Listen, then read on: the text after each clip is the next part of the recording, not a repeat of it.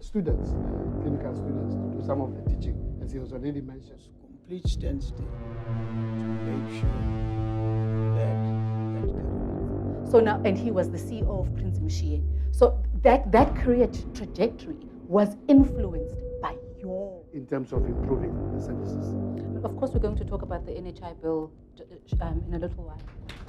So it's an institution that I thank my God every day to have given me. I won't be able to get treatment from the chemist. From when I get to go my script to get my hypertension, they'll tell me your funds are finished. I have to. It happens every year. I have to get from my pocket to pay for that. So even those who have income, it's becoming unsustainable, and unless something happens. So essentially, I mean, you can take the whole afternoon discussing this, but essentially, what you are saying is that the NHI is just a formula, a legislative framework through which we want to make sure that those who have income continue, not at the level where those of us who are working have to contribute something, and it's not unique to South Africa. There are many other countries which have gone that route, and we are quite certain that if we can have that unified contribution, the amount of which many people are now, those who have income are contributing, will be far less. Because if you pull the funds together, so coming to the thing which says it's not affordable, what people are making a mistake, and again, we've got the experience. What people make mistake is the fact that they think doing a hysterectomy, doing a cesarean section, is going to cost what you pay at Mediclinic, at Netcare, to do a cesarean section, to pay the anesthesiology, the gynecologist, and all the swaps, everything, and so on in the fee-for-service kind of.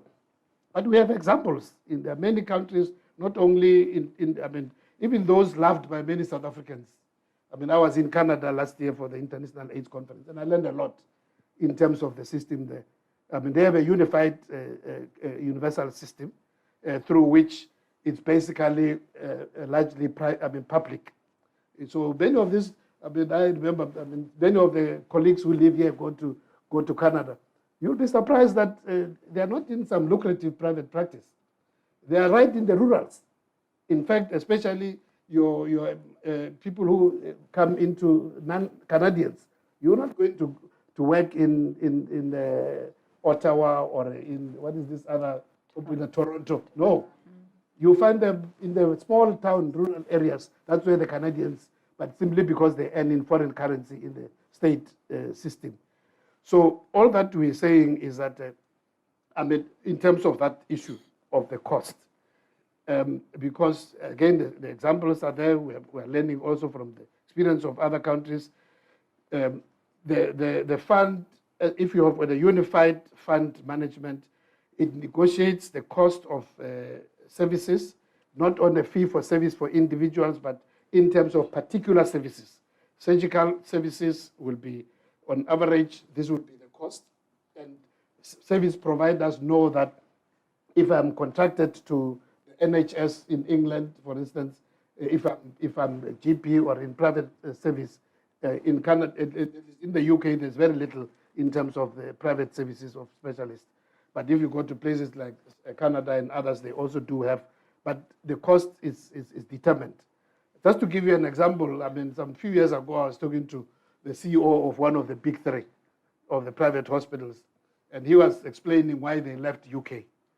And he was saying they tried to set up, but because of the cost structure, because you are allowed to operate as a private provider, but the National Health Service will indicate to you, we've got so many backlog. Let's say, for instance, you were talking to me about cataracts, for instance, that we have so many backlog of cataract patients.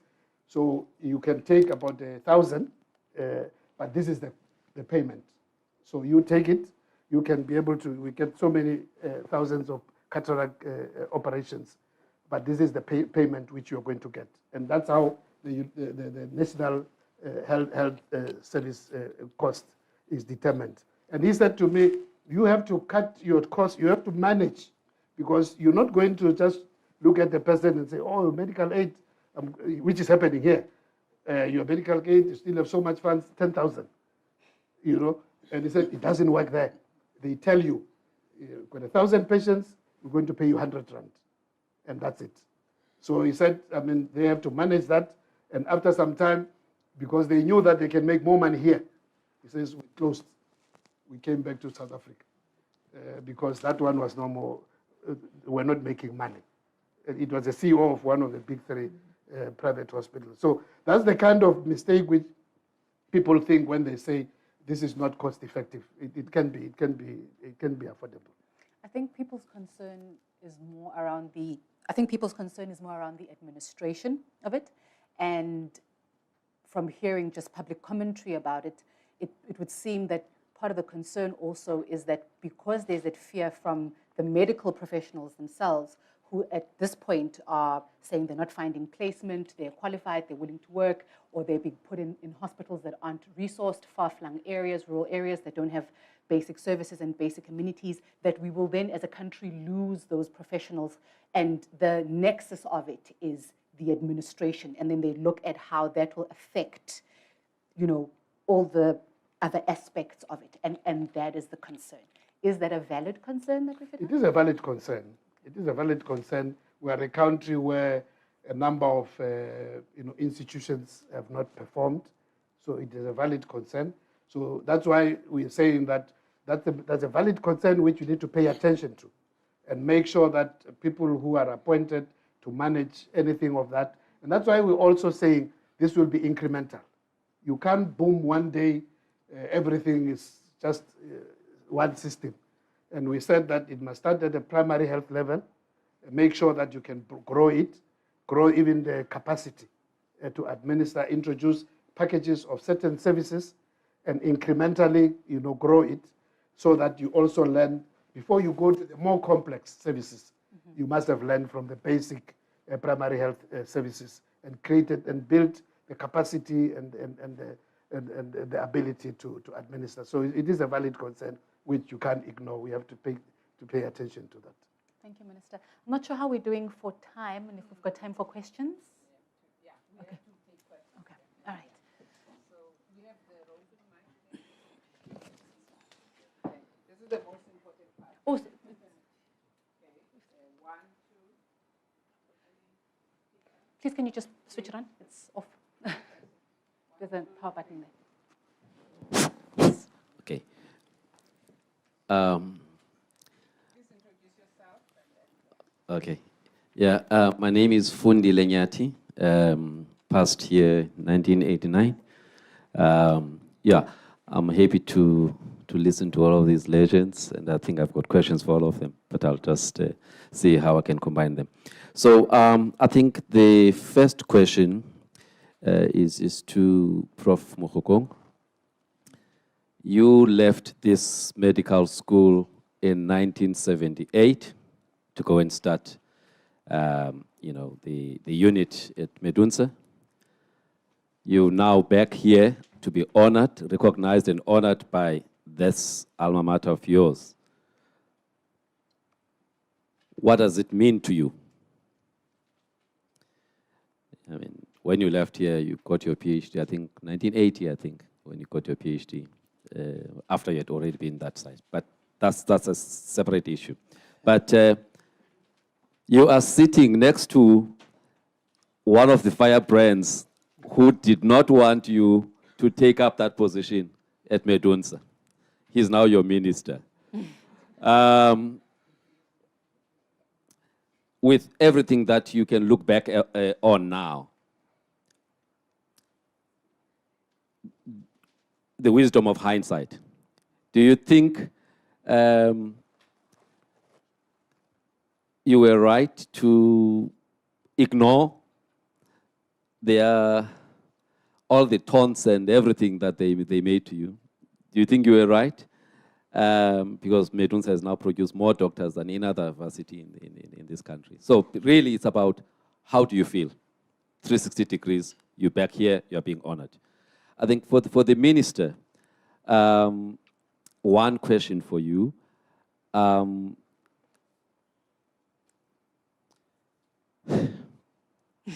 Is it going to be a big bang Or is it going to be a phased process? I mean, we're part of the WHO, and therefore, 2030 universal healthcare, it has to happen. But is it going to be a phased process, or is it going to be a big bang? And I think the last one for Prof. Naika is when it comes to issues of transplant, when one reads quite a lot, you find that the issue of Black Africans not willing to donate kidneys, you know, and therefore long waiting list. What are you guys doing, or how do you think you'll solve that problem? Thank you. Prof. Mokgokong? I think the answer to is a simple one because we know what's happened. There's no doubt that at the time when it happened, it needed extra luck to have thought the right way. But at the time, there was no choice. They were going to open a medical school. And I believe the political setup could never have stopped it. So it was going to happen. It was whether we sit back and let it happen into rot or we block the rot. And I thought we blocked the rot, and I think we have succeeded to block the rot. As for my alma mater, I think you touched it. Yeah. I always tell my children, the best decision I made was to come to Natal, and it was simple. You know, when I qualified my matric, I'd applied to two, in fact, when I finished my BSc, I'd applied to two medical schools, Wits and Natal. And my family wanted me to go to Wits because Natal was a bush medical school, believe it or not. And Natal answered, sent me a telegram, and I hid it from my elder brother who was really involved in my education then. And 2 days later, a telegram came from Natal, and I went to my brother. I said, these Wits people are playing the S, but Natal has answered him. And he got all the tickets and some train tickets to come to Natal. On the day when he was taking me to the station, I showed him the Wits telegram later, but already I had a place in Natal. And for a while, people saw my name at Wits, but not in person. I was here. But I never felt bad I came here. The teaching here was super. Everything here, we were exposed to the same teaching. At that time at Wits, there are certain postmortems you would not attend because it was a white man. Here, we had wonderful teaching lot. That first lot of teachers of this medical school were up from the top drawer. And I felt really fortunate that I came. It was a decision God took for me, and it was a great one. And I've never looked back. So I still think a lot about this medical school and its teaching, quite a lot. Prof. Naika? The challenge of Black people and their reluctance to donate. Well, it's true and it's not true. So the correct part is that Black people are very willing to donate when they're living to their family, their friends, their spouses. I suppose spouse would be family. The question comes with depth, and it's not specific to Black people. It occurs with other races, other religions, like for instance, certain religions, again, like say for instance, Muslims would donate in life, but don't want to donate in death. Same with Jewish people. So I think the big thing here is education and lots of support from government. Your predecessor also supported transplantation in a big way, and I know government and yourself as chair of the Ministerial Transplant Committee is very supportive of this. But I think we need more education at grassroots levels, religious levels. And previously, one of the things that the kidney associations, these are lay associations, with a lot of patients there. And I think it's one thing for us as health professionals to tell people this is what you should do. I often found if someone couldn't make up their mind about donation, I'd find the closest donor to say, and the recipient there to say, we did it and we're fine. So when people speak at that level, lay people, they are more convincing. And I think we need a better education campaign. But I think we are doing much, much better with transplantation than we've ever done previously. Because previously we had a lot of restrictions. We wanted the perfect donor, whereas now we realize, the way immune suppression has advanced, that you can make do with sort of minor problems which previously would have barred transplantation. So we're doing much better. Thank you. Minister, I think you'd touched on whether it would be phased in slowly or if it would be a big bang. Any points to add? Yeah. Well, it will be phased in, but we will just to put a disclaimer on what you said of slowly. Oh, phasing gradually. Well, preferably not slowly, but phased. As Dr. Nyati has indicated, as part of the World Health Organization, not just the World Health Organization, also the United Nations family. There's already been previously heads of state session in the UN of committing to universal health coverage. In September this year, heads of state will also meet in New York. There are 3 health issues at the United Nations General Assembly. Universal health coverage is again going to be the commitment of heads of state. It's going to be required at the General Assembly. Secondly, of course, the issue of pandemic preparedness and prevention. And also, there's also on elimination of tuberculosis is also going to be at the United Nations General Assembly. So universal health coverage is a commitment of all the nations of the world. It's a question of what model. But we definitely, right from the policy paper, which was the white paper, we did say even in that white paper that it will have to be implemented in stages. Even in the act itself, there is a clause which specifically indicates that this will have to be implemented. But it's not. But because you don't want it to get out of the rails, although it's in stages, but it's meant to be in just about 6 years of different stages. That's why I said not too slow, but definitely in stages. And as I've said, to make sure that there's capacities created, there's lessons learned at lower levels and raised in terms of the package of services at the next level, and only at the highest level, then the full package of services will be where, essentially all essential services will need to be covered. So that's really the approach which is in the policy and also in the legislation. Thank you. 2 more questions. Yes, sir. Thank you so much. Thank you so much for the opportunity and for the wonderful discussion.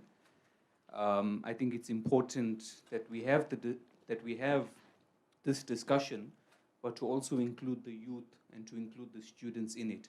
So I once again want to thank the School of Clinical Medicine and my mentor, Prof. Lover, for this invitation to the students.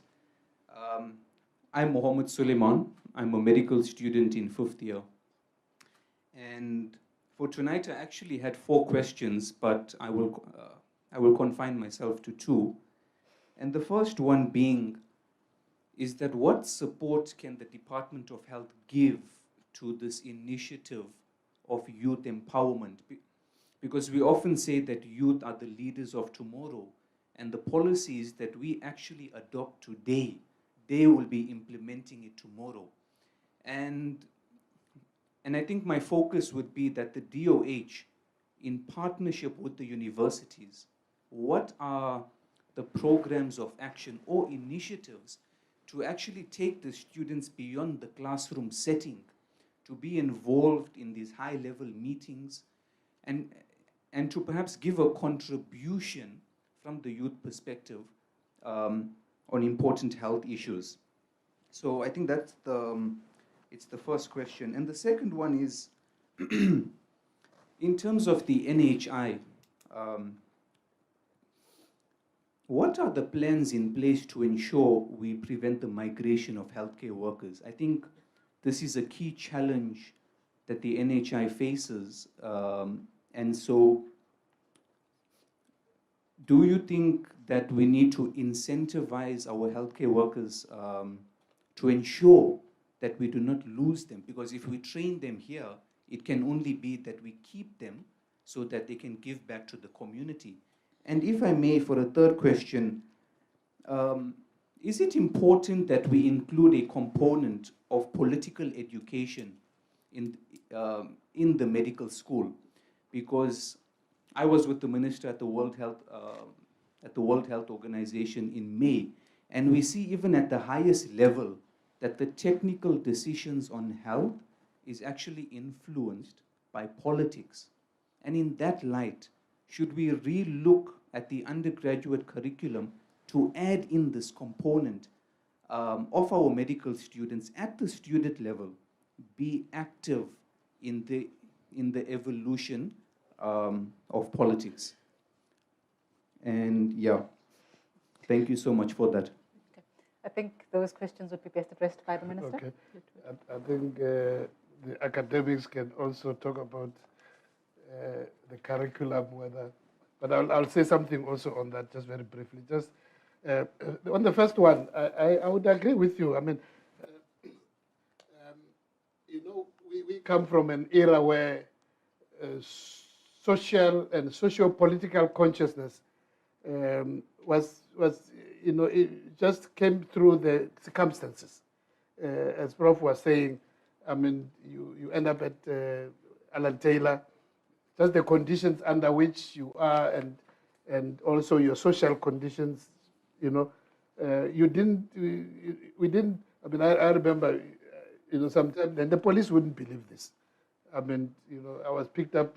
I was only about 2 months at medical school. I didn't even know much of Durban when they came for me one early morning at 3 o'clock. And then one of the questions they asked me was, because I had been in some activities in that 2 months. So they met me in some activities of the political structures. I was the only new one when they stopped us. There were older people who had been around, SASO people, and I was in my first year, so they got interested. Then one early morning at 3 o'clock in the morning, they just knocked. I didn't even suspect. When I came in there, opened the door very peacefully. Just found 3 big African men, and we said, hey, dress up, we're going with you. And one of the questions which they asked, who brought you into politics? And when I said no, there was no one. I mean, they kept me there for 2 days because they didn't believe that it can be possible that just because of the circumstances and what you experience and so on. And currently, of course, situation is different. There are different pressures, youth pressures. And I would say that indeed maybe we're not doing enough, both at government and also at universities, in terms of opportunities for more exposure. Things like you mentioned about policy making, we don't make enough effort in terms of exposing younger people. And sometimes I must say, I mean, I've been raising it with some of my colleagues. I look at it, I said, no, but there's something wrong here. I mean, amongst a number of people who are in key policy making and very key institutions, and I find my age group. I mean, I look at the other day I was at the College of Medicine, and then I see the people who are, there running the show. But you are dinosaurs, like me. I look at various other institutions, and I find so there's something which we need to do to incentivize or to encourage more of younger people beyond just the career and so on, to get into policy and policy making. The issue of migration of health workers, it's indeed a risk. and we come across it. I mean, we know that change is never comfortable, but I agree that, that's why we want to engage. Just on the weekend, I'll be back here in Durban, but it's more of your GPs having a conference. I'll be speaking there on Saturday. So we do this kind of engagements to try and just reassure people on the fact that the heavens are not going to collapse. They will still, the healthcare will still be there. It was the same. I mean, when you read about the history in the UK when the NHS was introduced, I mean, the doctors were the most vociferous against it, but today they are the most defenders because of now having seen how it works. So I agree that there's a lot more which we need to do. Incentives, I think, as long as it's not financial, because the problem with South Africa today, and why there are many things in which we go wrong, we think everything is about money. Wants to be a billionaire. Yeah, everybody wants to be a quick billionaire, and that becomes the problem. So incentives in terms of other ways we can look at, but not money. Undergraduates, I mean, the issue of some curriculum, I'll leave it to my colleagues, but I don't know how it goes. I mean, I know when we did our first year, one of the good experiences we had, the late Professor Fatima Mia was one of the lecturers in sociology in our first year, but it ended up only at first year. It was quite useful as a mix. So doing the sciences, but also doing introduction to sociology, and taught by a very strong activist, Professor Fatima Mir, which put us also in some perspective socially, beyond just understanding the science of medicine. So I think if some of those are not happening now, it will be good if, because there's a huge social determinants of health. Social issues are much more serious in terms of determining health outcomes. But we are not taught, the very little of that is actually, especially in the medical training. So I think that will be quite helpful. Thank you. In the interest of time, one last question, very briefly. Hi, can you hear me? Yes. Okay. My name is Mokgokong. I'm a registrar in psychiatry. In the interest of time, I'll skip the Honorable Minister with the question. And to you, Prof. Mokgokong, you are almost 3 times my age. My question to you would be, if you were to walk in my shoes today, what would you do differently as a young or a junior student or young starting medical doctor or practitioner? So what would you do? How would you navigate today? And then to Prof. Naika, would be, you've experienced a lot of training with international trainees or students. As an alma mater of this university, what is the role, or how do you see exchange programs helping? During your times in the 80s and 90s, when we read about these doctors, they all went to Oxford, they went to Leeds, they've been to Manchester, and we don't see a lot of that happening today. So in the current curriculum or in the current medical education, where do you see the role of the exchange program for undergrad and postgraduate students or trainees? Thanks. Prof. Mokgokong? Well, I see he's busy. I basically believe in what they call public health care system. I'm a strong supporter of that. I'm not a great supporter of private health care. I mean it. I'm actually one of the people who helped build a private hospital. But I have never been for private health care. There are many things that are not right about it. One of it is that the idea that you get treated, you treat a patient because a patient has money to pay, to me it's evil. A public healthcare system is where people share from whatever the funding is available for the country, share fairly.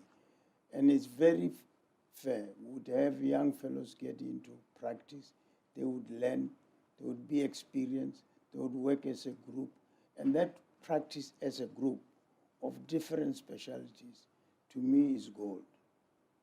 See, when you are in private, you are master of what you care alone. Nobody helps you think about it, even if you needed a group to think with you. It doesn't work that way. So I would say, if I were you in where you were, at the crossroads of where the politicians actually take my inaugural address at Medunsa in 1992 for national health insurance as the way to look after healthcare. I worked for almost a year in 76 in Britain, and I was so impressed.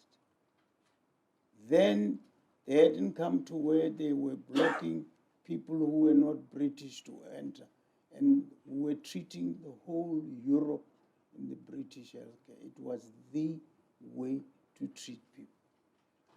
Money was not the case. And of course, I know among us as practitioners, we also want to be billionaires, I suppose. But I think it shouldn't be the aim of a doctor.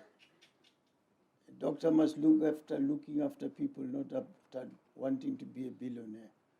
I think that's one thing we should not be, if you want my advice. You'll enjoy it. You'll never feel very bad, just helping the people in the profession you are trained. And that's my advice. That's be what you want to be. Professor Naika, International Exchange Programs? Yes, thank you. I think that's a very interesting conversation, because what you find, especially when we're talking about clinical training, for instance, if I just tell you this little story, there was a colleague of mine from Uganda who went to one of the big name universities in Canada for a nephrology training, came back to Uganda and called me and said, could I come to you 3 months? I said, what you going to do with us for 3 months? You've just come from Canada. So I can learn how to treat my patients at the bedside practically. So I think South Africa is eminently placed to treat people, to teach people how to treat patients at the bedside practically. So what you find is that WITSA has been positioning itself for many years as a training center for Africa. And I know UKZN and other universities, UCT, Stellenbosch, also very receptive and welcoming to international students coming to us to train at fellowship level for different levels. And at WITS, we don't accept undergraduates, but postgraduates who are training to be physicians, surgeons, etc. And generally, these students, international students, come from sub-Saharan Africa, sometimes Asia, Eastern Europe, etc. And then the other thing you see is that many of these big-name universities in Canada, the UK, Europe, etc., the US, have what they call global health programs. And they partner with us in Africa, especially South Africa, to establish teamwork with us. And they actually come to us, and we send people off on shorter programs. So nowadays, if people do go to the Oxfords and whatnot, it's for specific things that we may not be able to do here. In fact, we are able to give so much to South Africans and Africans that I think that we don't need to do the exchanges in the way that they were done previously. Thank you, Professor Naika. And with that, I hand over to Prof. Lof. Let's give our hostess a big round of applause.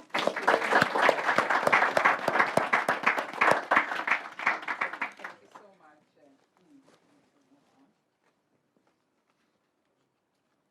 Okay, thank you so much, Nongabo. That was amazing.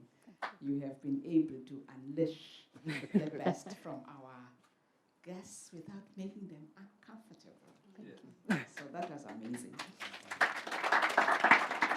And to respond to one of the registrars from psychiatry, just reiterating that Prof. Naik has mentioned, I think in the last couple of years, the university has made about, Chris, you can correct me, maybe about 10 million. That is from accepting electives from other countries. So when they come here, they pay to spend time with us. And what we have done with that money, one of the projects is to build the gym. I think our medical school is going to be the first medical school to have a gym in-house. Very nice. Interested in mental wellness, support physical activity, to get rid of those big tummies and big bones, make sure that we are in good health. Yeah. So, and then the other point, some of that funding, we want to use it for exchange programs, you know, to get our registrars or consultants, but you've got to earn it. So the HODs, we're going to put aside some money and say, we've got 27 disciplines. Each HOD choose your top 2 registrars or consultants in your department. We're going to send these individuals abroad or even nationally for that matter, because there's a lot that we can learn. So that's another aspect. Then there's global health. So I want to use an example of my department in dermatology. There is so much that we can offer in South Africa. In fact, we have the best clinicians in South Africa and the best scientists. The clinical acumen is just amazing because we see so many patients. I usually wonder when registrars sometimes say, oh, we're too busy seeing so many patients. Do you know what that does? It gives you an amazing clinical acumen. We are able to make diagnosis with minimal investigations compared to our US counterparts because of the number of cases that we have seen. We are so good. So the other thing then I wanted to mention is that, so we will have these elective programs. So an example in dermatology, we have students from registrars mainly, from the US, UPenn, Oxford, Boston come here. So what I say to them, look, our currency, the rand is very weak. We will give you a discount in terms of your students that come here. But when we send our students there, will you please pay for everything for them? Negotiate with them. And with 3 institutions, I've been able to successfully do that. And I also want to mention that I don't know, Prof. Masekela is one, you know, is a pulmonologist sitting there. She's done a lot in terms of, you know, teaching sub-Saharan pulmonology. She's a pediatrician. And this exchange have been going on, and a lot of grants and research, and also Prof. Trilisa there from psychiatry, the very strong, one of our strong HODs in terms of that aspect. I know there's Dr. Prof. Sabitwane there, outreach, pap smear, and there's Basil there, neurosurgery. I can name all of them. We've got an amazing team of HODs in our discipline, very diverse in terms of gender and ethnicity, and we are so proud of that. So lastly now, I want to come back to our invited guests and say, I am so grateful for you coming over here and spending time with us and sharing your journeys, inspiring our students and our colleagues. And with each one of you, we are going to give you this. I'm going to start with our senior citizen, Professor Mokgokong. And to you, Prof. Mokgokong, I want to share a quote because you've shown us the way you stand firm on what you believed in. You know, the story that you shared about Medunsa, it touched me in so many ways that if you believe in something and you think it is the right thing to do, go for it. And I have this beautiful quote for you, which I want to share with my colleagues, which goes like, until the sky becomes the floor, the eagle must fly. And I think that's the message you're sending to us. The 86 years or 89 years of your life. And we look forward to another maybe 20 years of your life. And for that, I would like you, can you stand for me? So I'd like to present you with this. Are you okay? No, don't worry. You sit. I'm just gonna put this next to you. Did you see? This is what we are giving you. And you can hang it in your study or in your house and tell them, you deserve it and you are worth it.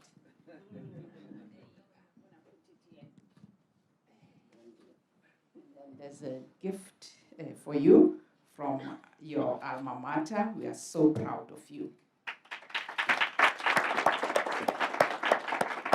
So to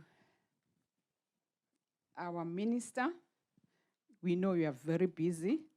You know you've sacrificed most of your life working for the government, for the Department of Health.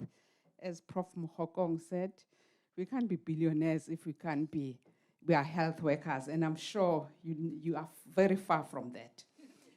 And with my colleagues here, I want to share this quote and say, we make a living by what we get, but we make a life by what we give. And this is by Winston Churchill. And I think you epitomize that, giving your life to the public sector and the politics. So thank you so much for making time.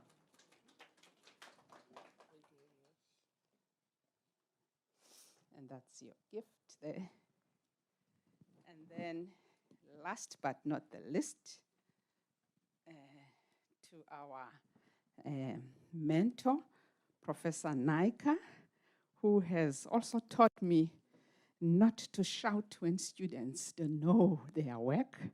But I must say, sometimes I do lose it.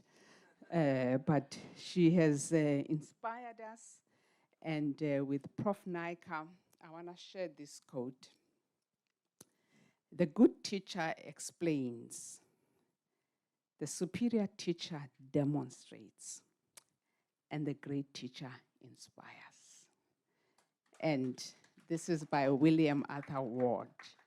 And Professor Naika, you embody this quote, and we shall carry on and continue to learn from examples like you. And thank you so much for your time and your family here.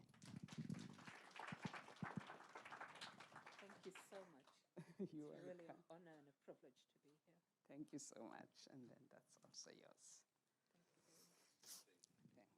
Thanks. So colleagues, that's it. It is now 7:30. I really am so grateful for you coming here, spending the evening with us, all of you. And for our guests joining us here, we shall continue with this journey. And I am certain in a couple of years' time, when some of us are in our 80s, hopefully we'll be sitting here also being honored by the likes of Dr. Mohammed. And finally, I really want to thank the family members that have accompanied our guests here, and also thank my colleagues, heads of departments that are here.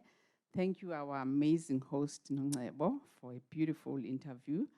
And finally, thank my staff. I want them to stand up. They've just been amazing. They are the work behind this, and Kwesi at the back. You know, I'm a perfectionist, so they had to stand my quiz. Why not this? Why not that? But say, they just smiled. Say, okay, Prof, we've done it.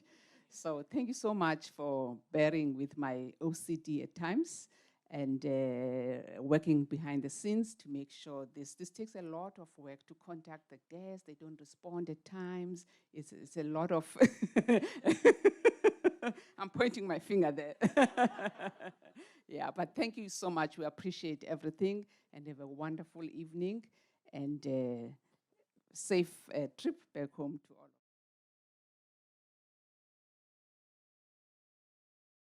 of you.